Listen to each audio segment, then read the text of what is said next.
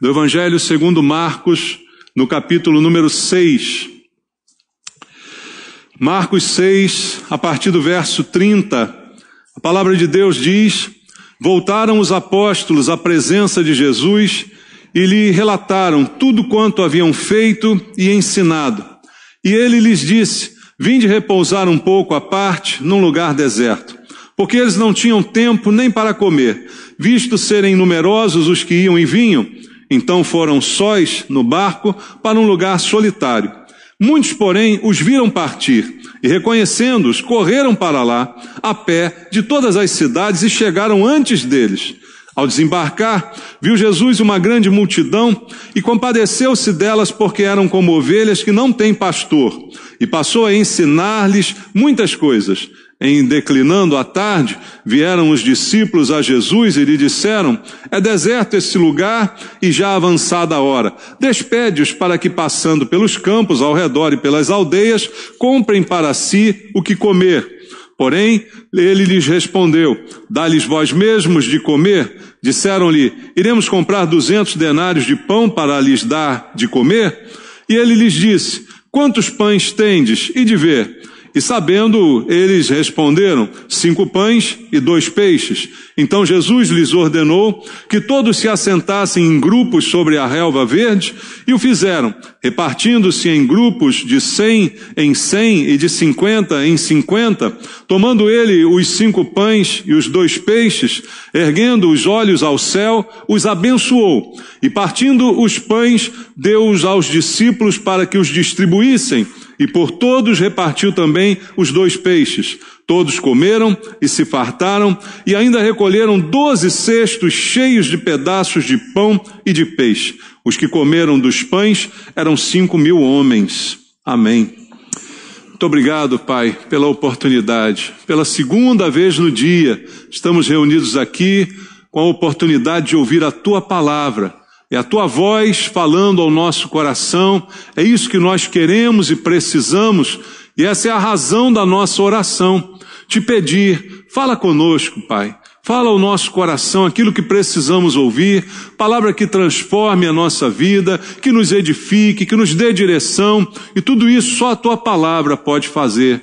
Portanto, Senhor, não estamos aqui para ouvir conselhos humanos, para ouvir filosofias do mundo, mas sim a Tua palavra. E que no poder do Espírito Santo ela seja ministrada para abençoar a todos nós. E para isso eu peço a Deus a unção do Teu Espírito, Tua graça, Tua misericórdia, e que o Senhor me unja esta noite mais uma vez, para que eu seja um instrumento Teu e possa ministrar a Tua palavra, quebrando barreiras para que ela chegue aos corações. É o que te pedimos, orando em nome de Jesus. Amém. Graças a Deus. Podem sentar, irmãos. Amados, esse texto é bem conhecido por causa do milagre, né, que nós vemos aqui no final, a multiplicação dos pães, né, dos peixes, mas eu creio que há muito mais nesse texto para nós fazermos uma reflexão. A primeira coisa que me chama a atenção é um conceito que a Bíblia mostra em vários lugares e que precisa estar bem sedimentado no nosso coração. É o conceito de que Deus cuida de nós. Você acredita nisso? Deus cuida de mim. Deus cuida de você. Essa verdade está por toda a Bíblia. Em várias passagens nós podemos encontrar evidências deste fato, de que Deus cuida daqueles que são seus, das suas ovelhas, dos seus filhos, porque é assim que a Bíblia nos chama. E por cuidar, Ele nos sustenta, Ele nos protege em todos os sentidos. Nós vemos no Salmo 23, o salmista dizendo: o Senhor é o meu pastor, nada me faltará. Esse é o cuidado de Deus. É o cuidado com o sustento, é o cuidado com a necessidade. Deus também cuida da nossa proteção. Você lê no Salmo 91, o que diz a Bíblia: aquele que habita no esconderijo do Altíssimo, à sombra do Senhor onipotente, ele estará seguro, ele será guardado. 1000 cairão à minha direita, 10.000 à minha esquerda, mas eu não serei atingido. Eu sou guardado por Deus, eu sou cuidado pelo Senhor. Você crê nessa palavra? Então é muito importante que a gente creia nisso, porque nós somos filhos de Deus, que é outro conceito importante, já que cremos, fomos feitos filhos de Deus, como diz a Bíblia lá em João 1,12. Mas veja só o que Paulo também nos fala em Romanos capítulo 8, no versículo 17. Paulo diz assim: ora, se somos filhos, somos também herdeiros, herdeiros de Deus e co-herdeiros com Cristo. E se com ele sofremos, também com ele seremos glorificados. Olha, eu acredito que eu sou filho de Deus. Por quê? Porque eu creio nele. Como João 1,12 disse, eu me tornei filho porque criei no seu nome. Então, se eu creio nisso, Paulo acrescenta algo importante.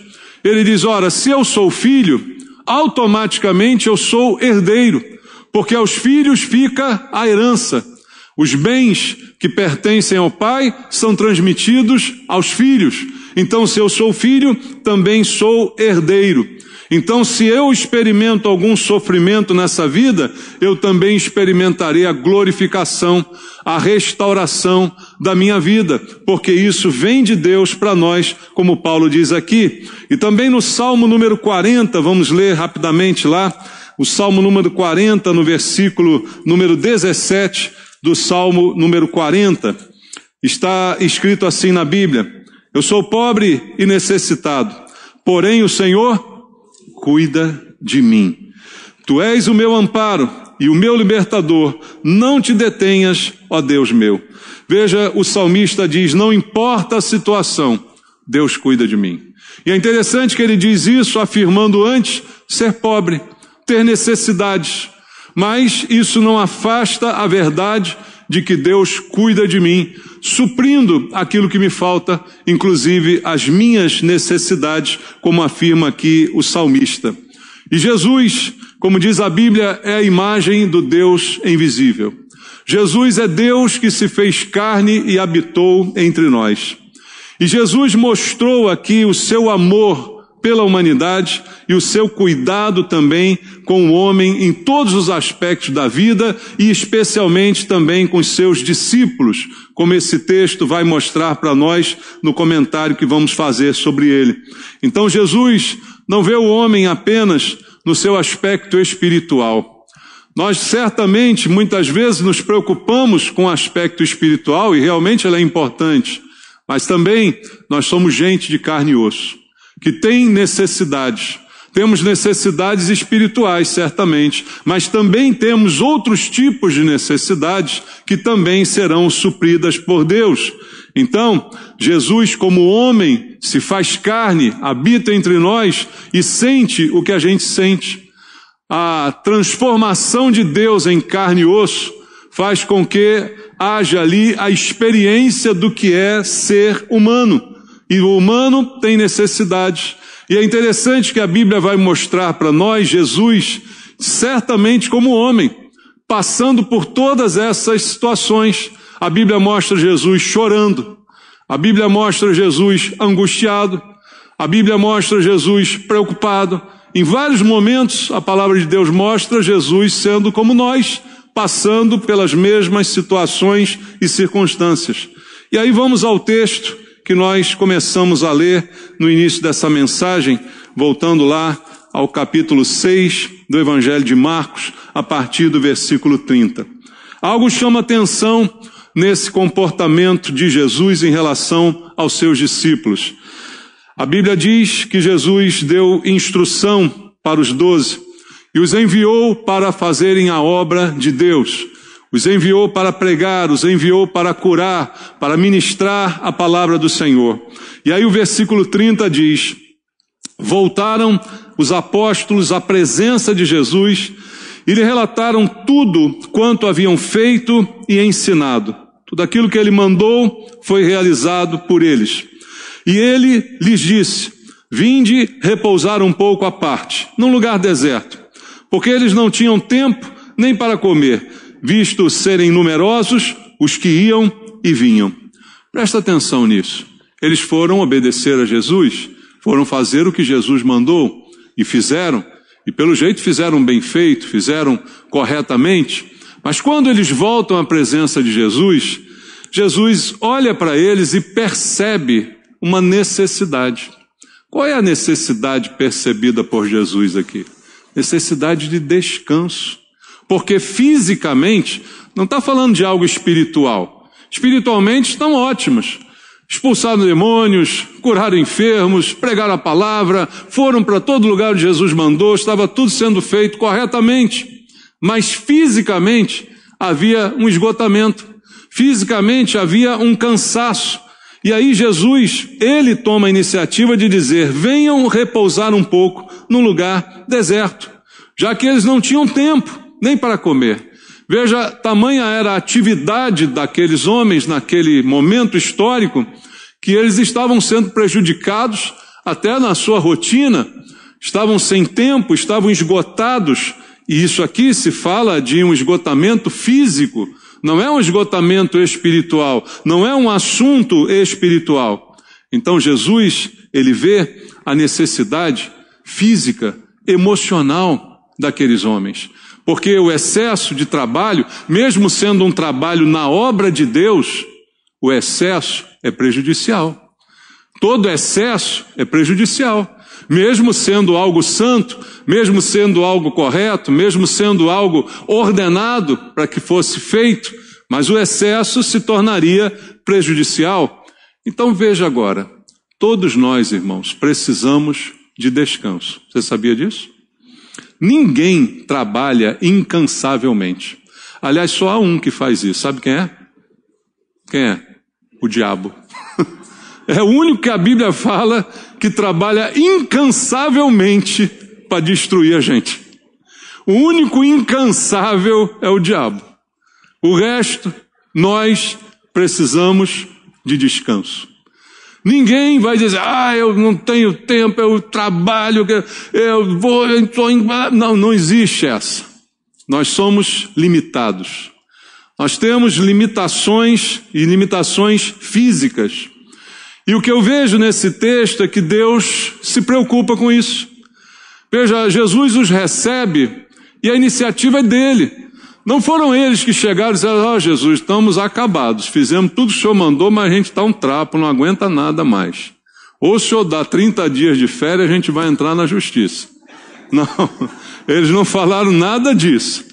Na verdade, quem viu a necessidade foi Jesus. Aquele que os contratou, aqueles que deu a ordem, aqueles que o enviou, foi ele que viu a necessidade e disse, venham descansar um pouco. Vocês precisam de descanso. E essa sensibilidade de Jesus não é só com os discípulos, mas é com todos. Você lembra do texto, eu citei inclusive hoje pela manhã, vamos ler lá em Mateus capítulo 11, do versículo 28 ao versículo 30, né? Aquele famoso texto onde Jesus faz esse convite, vinde a mim, todos os que estáis o quê? Cansados e o que mais? Sobrecarregados. A sobrecarga, outro dia preguei aqui, é uma carga além do limite. É uma carga além do que eu posso suportar. Todos nós temos uma carga. Você tem uma carga de trabalho, você tem uma carga de responsabilidade, você tem sobre você, todo mundo tem uma carga. Quem não tem carga nenhuma, está ruim da vida, né? Nós temos uma carga para levar. Mas estar sobrecarregado quer dizer que a carga é maior do que eu posso suportar.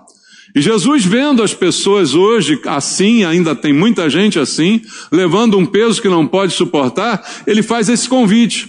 Venham a mim, todos vocês que estão cansados e, portanto, também sobrecarregados, e eu vos aliviarei.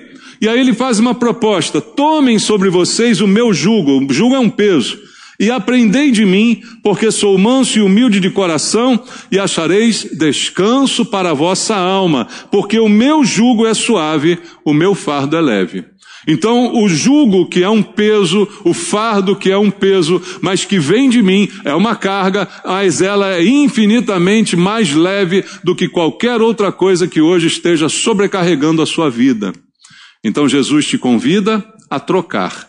Deixe de lado o peso que você não consegue carregar, aquilo que está te cansando além do limite, e pegue sobre você o meu jugo, a minha carga, mas isso é muito mais suave, é muito mais tranquilo e eu vou aliviar você. Então, perceba que Jesus percebe sempre essa necessidade do homem e chama o homem para descansar. E a Bíblia também diz em Hebreus, vamos ler, na carta aos Hebreus, no capítulo número 4, capítulo 4 de Hebreus é um capítulo muito importante para ser lido e entendido por nós. E no capítulo 4 de Hebreus, no versículo 9 e 10, há uma palavra muito importante onde o autor diz assim: portanto, resta um repouso para o povo de Deus, porque aquele que entrou no descanso de Deus, também ele mesmo descansou de suas obras, como Deus das suas. Em todo o texto aqui, depois leia o capítulo 4, você vai entender a analogia feita aqui pelo autor, para que a gente entenda que em Cristo nós temos o verdadeiro descanso. Nosso descanso não é num dia específico, não é num sábado. Nosso descanso é em Cristo. É nele que nós descansamos de tudo, das obras, dos pecados, das dificuldades, dos problemas. Nós descansamos em Cristo. E ele diz, resta esse repouso para o povo de Deus. Resta esse repouso, pertence a você. E aí, como Deus descansou, você também pode descansar de tudo aquilo que hoje tem sobrecarregado você. Então, há um convite de Deus para esse descanso. Então veja, ninguém vai se matar de trabalhar na obra de Deus, porque esse não é o propósito de Deus. Mas havendo a sua necessidade, Ele certamente te oferecerá um descanso. E há um descanso contínuo para aquele que se achega a Deus. E esse descanso é em Jesus e Ele é franqueado a todos nós. Como vimos aqui no texto, foi dessa forma que Ele recebe os seus discípulos. Mas, voltando ao texto lido, no versículo 34, acontece algo interessante. Porque ao desembarcar, viu Jesus uma grande multidão e compadeceu-se deles, porque eram como ovelhas que não têm pastor, e passou a ensinar-lhes muitas coisas. Interessante que eles voltam de fazer a obra exaustiva que foi feita.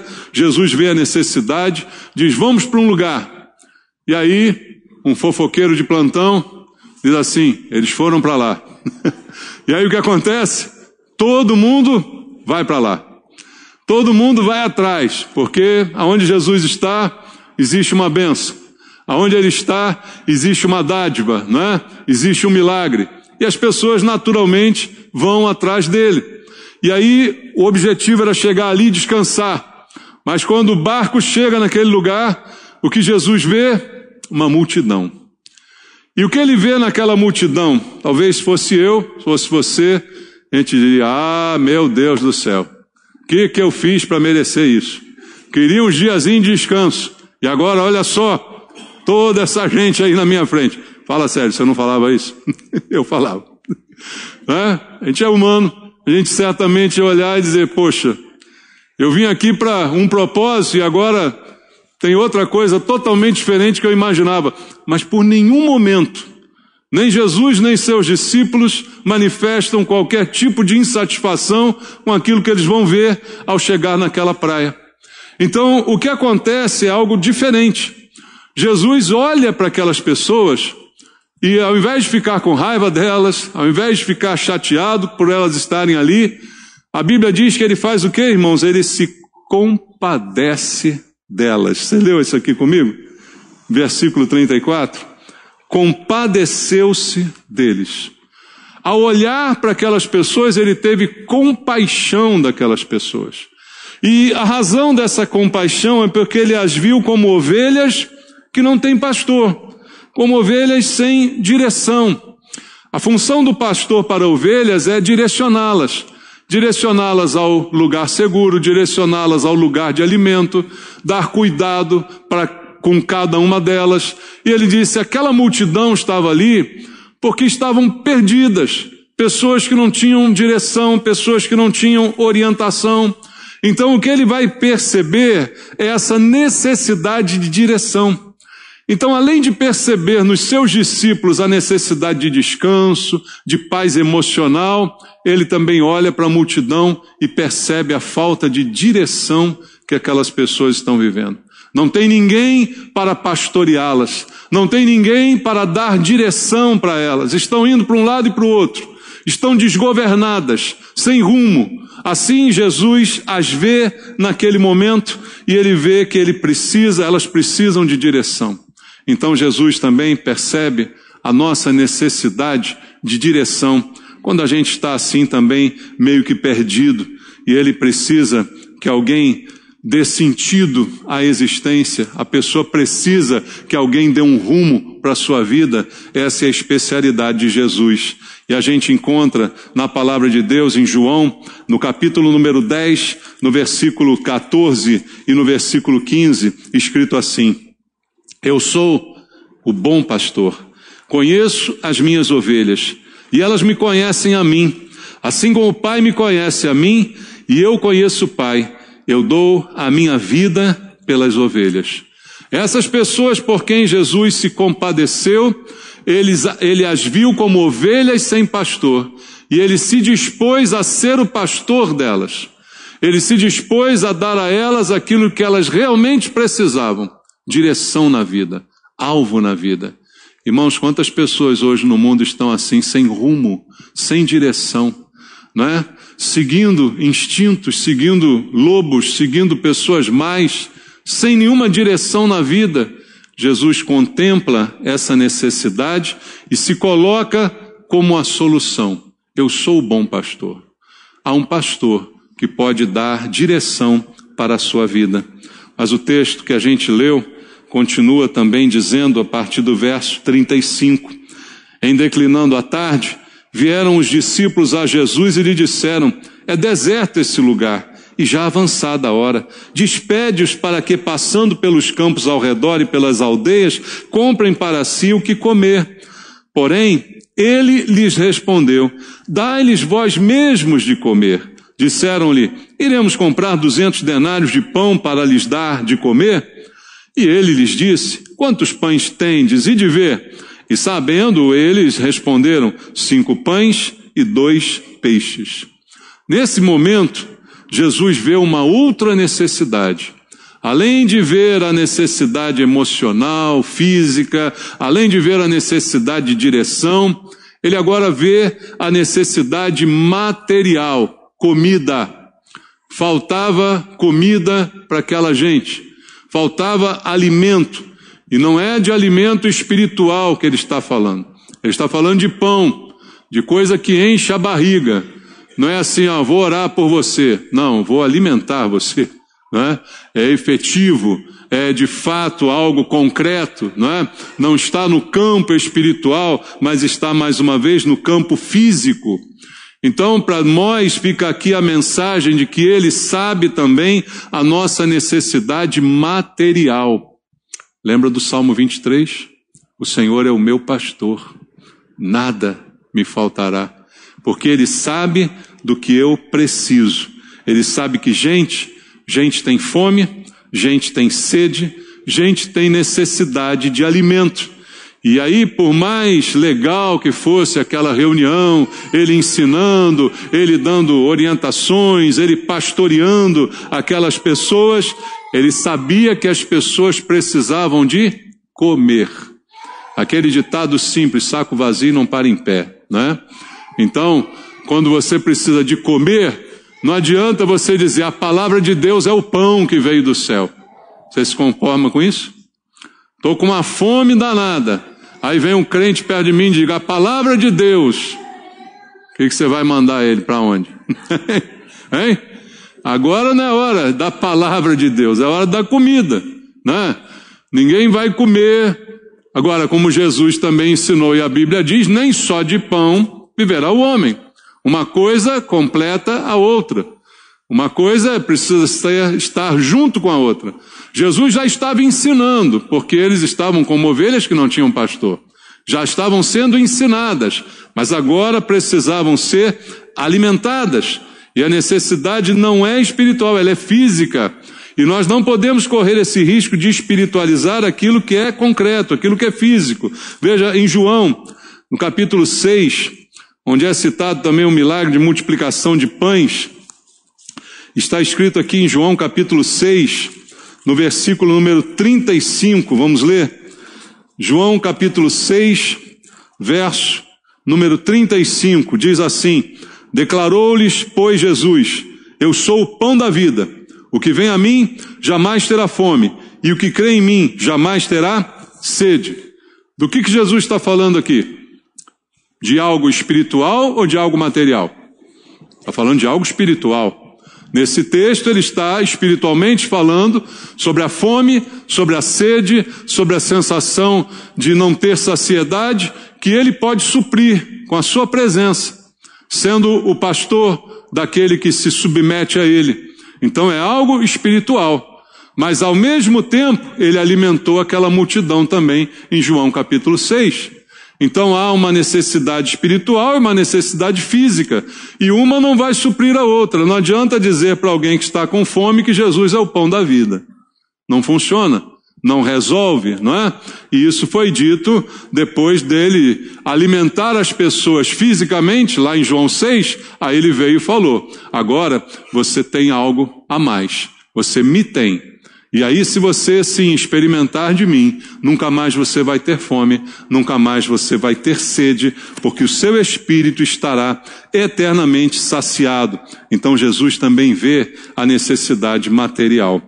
E outra coisa importante, vamos voltar lá ao texto em Marcos capítulo 6, no versículo 39 e no versículo 40, diz assim: então Jesus lhes ordenou que todos se assentassem em grupos sobre a relva verde. E o fizeram, repartindo-se em grupos de 100 em 100 e de 50 em 50. Ora, ele vai fazer um milagre.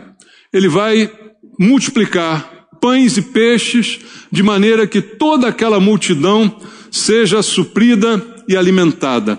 Mas esse detalhe aqui me chama a atenção. Ele pede para as pessoas sentarem em grupos de 50, grupos de 100. Ele agrupa as pessoas. Talvez a gente pense, bom, é só uma maneira de organizar a fila, né? É só uma maneira de organizar a distribuição. Mas eu vejo um pouco mais do que isso. Eu vejo que Jesus está percebendo ali a necessidade que todos nós temos de um agrupamento, de um pertencimento, de pertencer a um grupo. Por isso que eu não acredito em cristão sem igreja. Eu não acredito em desigrejados. Eu não acredito que a igreja seja na casa da pessoa sozinha. Eu não consigo acreditar nisso.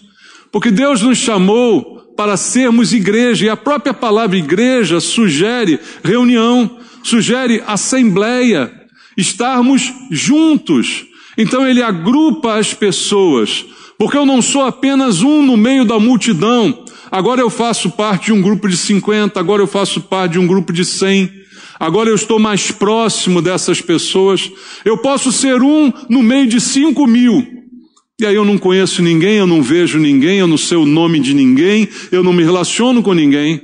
E não foi assim que ele alimentou. Ele primeiro repartiu as pessoas para depois repartir o pão e o peixe entre elas, agrupando essas pessoas para que elas pudessem pertencer a um grupo. Então eu vejo ali Jesus também tratando da necessidade da companhia. Veja, desde o início lá no Gênesis, Deus disse assim: não é bom que o homem esteja só. E aí resolveu esse problema fazendo a mulher e criando a família, não é? Mas ainda não é bom que a gente viva sozinho, que a gente viva isolado, que a gente não tenha um grupo ao qual pertençamos, que a gente não tenha identidade, identificação, participar, ser participante de um grupo. E a igreja é muito importante, irmãos, nesse sentido, porque o homem não deve viver só, o homem deve viver em comunhão. E para a humanidade, veja, para o homem Deus criou a mulher, está lá em Gênesis 2,18. Mas para a humanidade, que é o homem de forma genérica, Deus criou a igreja, que é o grupo a qual temos que pertencer, que nós temos que fazer parte, que nós temos que conhecer, que nós temos que nos relacionar, que nós temos que nos aproximar.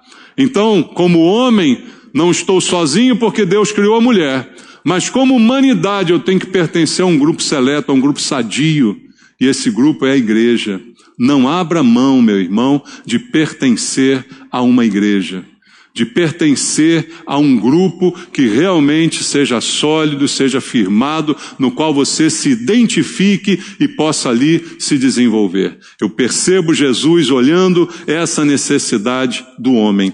Continuando no texto, nós chegamos ao versículo 41, aonde está escrito: tomando ele os 5 pães e os 2 peixes, erguendo os olhos ao céu, os abençoou, e partindo os pães, deu-os aos discípulos para que distribuíssem, e por todos repartiu também os 2 peixes. Nesse momento, a gente vê Jesus fazendo a multiplicação, o milagre da multiplicação daquilo que era pouco. 5 pães e 2 peixes. São ali multiplicados, são ali abençoados por ele e ao se multiplicar são distribuídos. E aqui Jesus está nos ensinando sobre a necessidade de justiça social, de distribuição, não apenas de acumulação, mas de repartir, debaixo da bênção de Deus. Deus abençoa. Quando Jesus, antes de entregar os pães, o que ele faz? Ele ergue os olhos e ele abençoa aquilo que está nas suas mãos. E abençoado aquilo que estava em suas mãos, automaticamente houve a multiplicação e automaticamente depois da multiplicação houve a distribuição. O que adianta o milagre se aqueles 5 pães e 2 peixes se transformassem em cestos e mais cestos de pães e peixes e nada fosse distribuído? Do que valeria isso? Do que valeria se aquilo apenas fosse guardado? Ah, que bacana, agora bota no freezer. Vamos guardar isso aqui. Não valeria de nada, não atenderia a nenhum propósito e não supriria nenhum tipo de necessidade. Então a Bíblia fala, irmãos, e deixa para nós esse exemplo de que Deus também se preocupa com a justiça social, com a distribuição daquilo que é abençoado por Ele. E se cada um de nós é abençoado por Deus, e quanto mais abençoado formos, mais generosos também devemos ser. Essa é uma lição que o Senhor deixa aqui para nós. Voltando ao texto, chegamos ao versículo 42. E no versículo 42 está escrito: todos fizeram o quê? Comeram. E só comeram? Não. Diz o que mais? Se fartaram. Veja, não foi só a necessidade do básico de comer para não morrer. Comi, pronto. Não, Jesus fez algo a mais. Ele deu o suficiente para que, além da pessoa comer, ela se sentisse ao final farta, satisfeita, plenamente.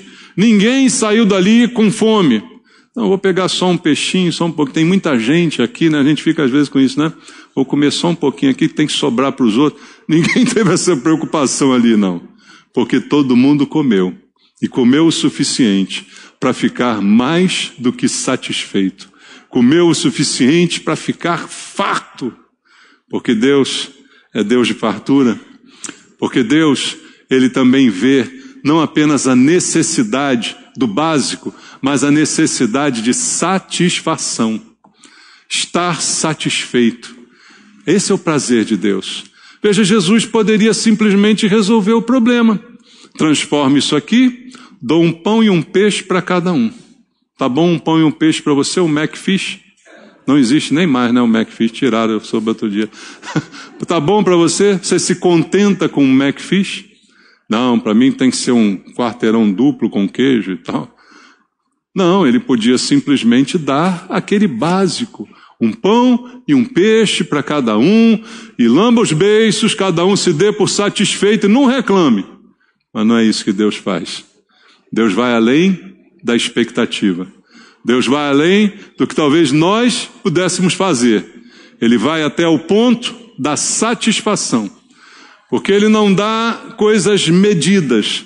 Ele quer que as pessoas fiquem satisfeitos. E é por isso que a gente encontra lá em João, no capítulo 10, Um versículo que às vezes poucos entendem, que está aqui escrito no versículo 10 de João, capítulo 10, onde está escrito: o ladrão vem somente para roubar, matar e destruir. E eu vim para quê? Para que tenham vida e a tenham em abundância. Ora, bastava vida. Fala sério, não bastava vida? Por quê? A Bíblia diz, em Cristo nós temos vida, porque sem Cristo estávamos mortos em delitos e pecados. Mas agora com Ele temos vida. Já estou satisfeito, porque estava morto, já estou no lucro. Mas Ele disse, não, você não vai ter só vida, não. Você vai ter vida abundante. E Ele não está falando de dinheiro, está falando de alegria, está falando de satisfação, está falando do sentimento de saciedade, de estar plenamente satisfeito com Cristo, com a vida nova que Ele te deu. Então Ele diz, você vai ter vida, mas não é apenas uma vidinha para sobreviver. Você vai ter uma vida abundante, até o suficiente para você repartir dessa vida com outros, para que você pregue o Evangelho e transmita para os outros aquilo que você tem recebido de mim. Então veja como as coisas na visão de Deus são bem diferentes.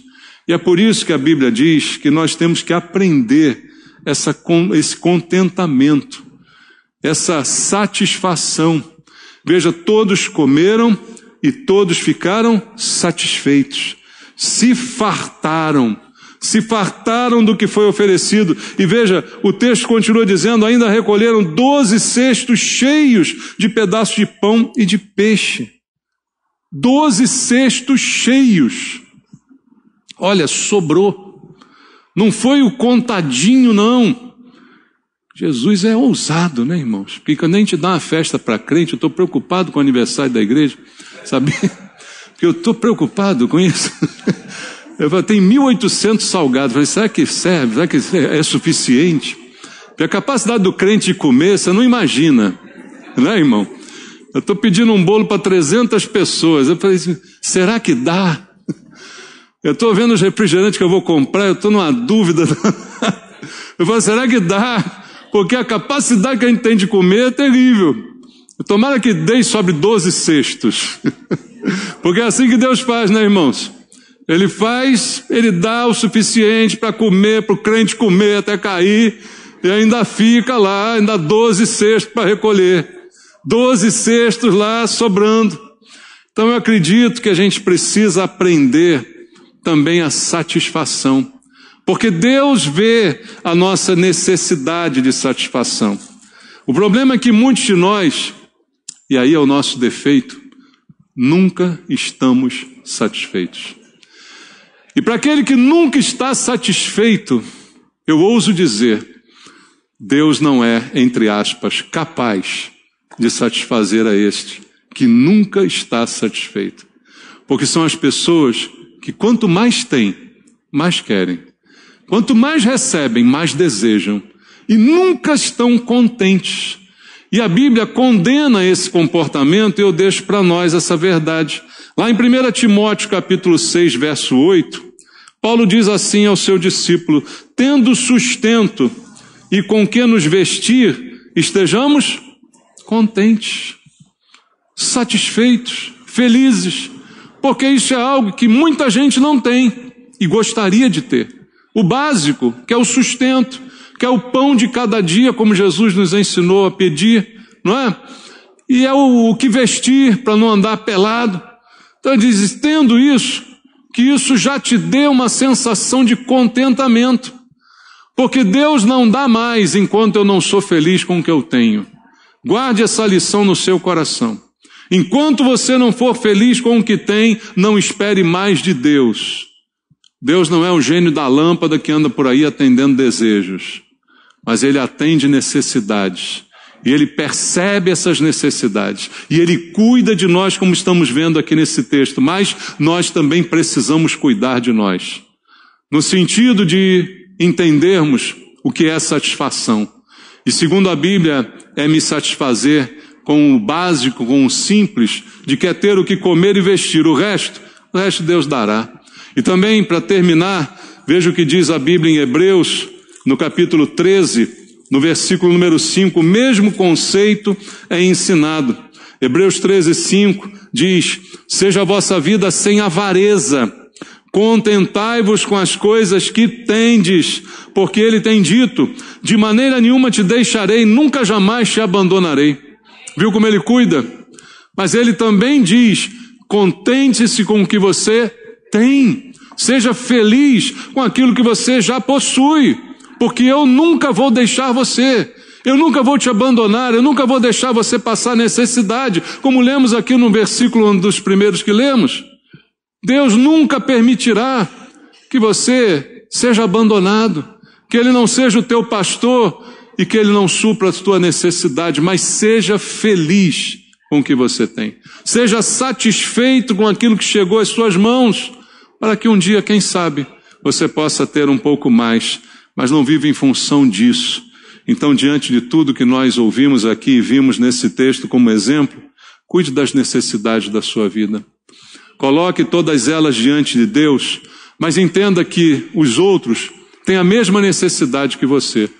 Às vezes a gente esquece esse princípio básico. Aquilo que eu preciso, os outros também precisam, né? Aquilo que eu desejo, muitas vezes outros também desejam. E a gente precisa lembrar disso e lembrar também de que Deus sabe de todas as minhas necessidades. Ele sabe de todas as minhas carências em todas as áreas, como vimos aqui, emocionais, físicas, materiais, espirituais, de todo tipo. Deus sabe do que eu preciso e Ele é aquele que supre as nossas necessidades. Amém? Vamos fazer uma oração para o Senhor. Coloca a tua vida diante de Deus agora e faz um balanço dela. Você tem andado satisfeito ou você tem andado insatisfeito? Você é alguém que louva a Deus ou você é alguém que reclama e resmunga da vida o tempo todo? Fale com Deus agora. Fale com o Senhor. Se é o caso, peça perdão. Se é o caso, fale com Deus que você vai confiar no suprimento que Ele tem. Se é o caso, fale com Deus que você vai crer que Ele está vendo a sua necessidade, que antes de você mesmo proferir uma palavra, Ele já sabe o que você precisa. Antes dos discípulos fazerem qualquer reclamação, Ele já viu que eles estavam cansados e os chamou para descansar. Deus se antecipa nas nossas necessidades, mas que você acalme o teu coração diante do Senhor e ore a Deus agora comigo. Se é preciso pedir perdão, peça. Se é preciso agradecer, agradeça, porque Deus cuida de você. Pai, muito obrigado. Muito obrigado por saber que o Senhor vê a gente como um todo, não apenas como algo espiritual, mas também o que é material, também o que é físico, também o que é emocional. Todos os sentidos o Senhor enxerga as nossas carências, as nossas limitações, as nossas necessidades de companhia, de alimento, de tratamento. O Senhor enxerga tudo em nós. Obrigado pelo teu cuidado, Senhor. Eu te peço, ó Pai, por cada irmão essa noite que ouve a tua palavra, que a tua palavra nos leve a um conserto, a uma gratidão, a um posicionamento, a um arrependimento, que a gente peça perdão a Deus por tantas vezes que desdenhamos daquilo que Deus tem feito por nós e deixamos de agradecer, deixamos de reconhecer que o pouco que temos, se é que temos pouco, foi dado por Deus, que sabe a medida certa daquilo que precisamos e é abundante para nos dar muito mais, mas espera o nosso contentamento.